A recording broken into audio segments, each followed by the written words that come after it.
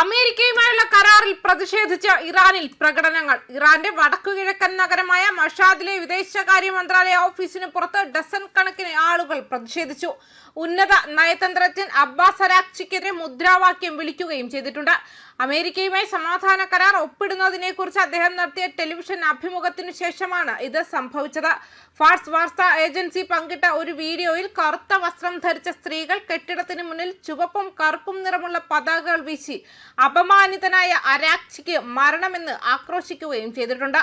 American president Donald ട്രംപും പാകിസ്ഥാനും മധ്യസ്ഥത വഹിക്കാൻ മുന്നോട്ട് വെച്ച സമാധാന കരാർ കടുത്ത ഇറാനിയൻ നേതാക്കളുടെ എതിർപ്പ് നേരിടുന്നതിനിടെയാണ് പ്രതിഷേധം.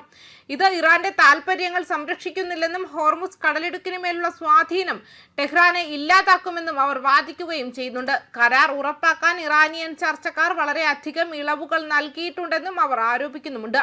ഹോർമുസ് കടലിടുക്കിൽ ഇറാൻ ഏർപ്പെടുത്തിയ ഉപരോധത്തിന് മറുപടിയായി ഇറാനിയൻ തുറമുഖങ്ങൾക്ക് മേലുള്ള US നാവിക ഉപരോധം പിൻവലിക്കണമെന്ന് കരാറിൽ ആവശ്യപ്പെട്ടിട്ടുണ്ടെന്ന് വെള്ളിയാഴ്ച സ്റ്റേറ്റ് ടെലിവിഷൻ നൽകിയ അഭിമുഖത്തിൽ അരാക്ചി പറഞ്ഞിരുന്നു.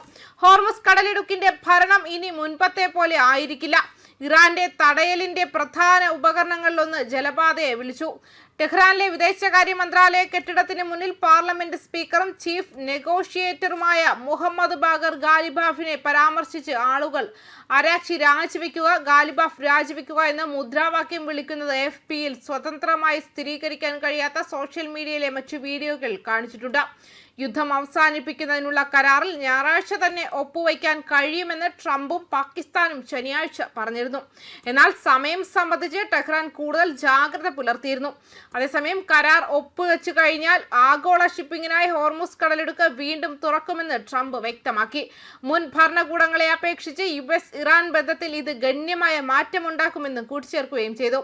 ഭാവിയിൽ ഇറാനുമായും മുഴുവൻ മിഡിൽ ഈസ്റ്റുമായും സഹകരിച്ച് പ്രവർത്തിക്കാൻ ഞങ്ങൾ ആഗ്രഹിക്കുന്നു. ഈ പ്രക്രിയയെല്ലാം വേഗത്തിലും എളുപ്പത്തിലും സുഗമമായും നടക്കുമെന്ന് പ്രതീക്ഷിക്കുന്നുവെന്നും അദ്ദേഹം ട്രൂത്ത് സോഷ്യൽ എഴുതി. ഇറാനെ കുറിച്ചുള്ള മുൻകാല US നയത്തെക്കുറിച്ചും അദ്ദേഹം പരാമർശിക്കുകയും ചെയ്തിട്ടുണ്ട്. സാമ്പത്തിക പേയ്മെന്റുകൾ ഉൾപ്പെടാത്ത ഒരു പുതിയ സമീപനമായി അദ്ദേഹം വിശേഷിപ്പിച്ചതിനെ താരതമ്യം ചെയ്തു.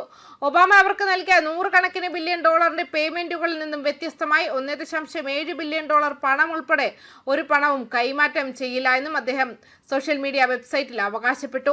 ആവശ്യമെങ്കിൽ വിപുലമായ സൈനിക ശേഷികൾ ഉപയോഗിച്ച് ഭൂമിക്കടിയിൽ സ്ഥിതി ചെയ്യുന്ന സൗകര്യങ്ങൾ ഉൾപ്പെടെയുള്ള ഇറാന്റെ ആണവ അടിസ്ഥാന സൗകര്യങ്ങൾ പരിഹരിക്കാൻ ഉചിതമായ സമയത്ത് ശ്രമിക്കുമെന്നും US പ്രസിഡന്റ് കൂട്ടിച്ചേർത്തു. ഒപ്പുവയ്ക്കൽ പ്രക്രിയ വേഗത്തിലും എളുപ്പത്തിലും സുഗമമായി മുന്നോട്ട് പോകുമെന്ന് പ്രതീക്ഷിക്കുന്നതായി ട്രംപ് പറഞ്ഞു.